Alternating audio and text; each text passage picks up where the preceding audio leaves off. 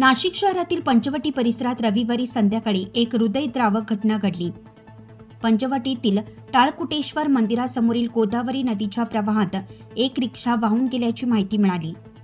या दुर्घटनेत रिक्षा चालकाचा जागीच मृत्यू झाला असून स्थानिक नागरिकांच्या मदतीने मृतदेह व रिक्षा बाहेर काढण्यात यश आलं। स्थानिक सूत्रांनी दिलेल्या माहितीनुसार गोदावरी नदीला गेले काही दिवस झालेल्या पावसामुळे पुराचं स्वरूप आलं आहे।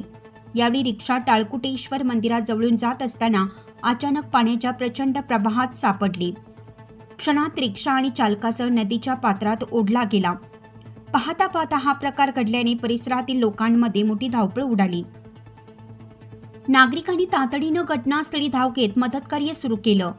जवळपास तासभर चाललेल्या अथक प्रयत्नानंतर अखेर रिक्षा बाहेर काढण्यात आली।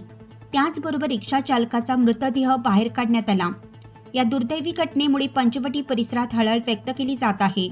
या घटनेची माहिती मिळताच पंचवटी पोलिसांनी घटनास्थळी धाव घेतली। मृत रिक्षा चालकाची ओळख पटवण्याचं काम सुरू आहे। याबाबत पंचवटी पोलीस ठाण्यात नोंद घेण्यात आली असून पुढील तपास सुरू आहे।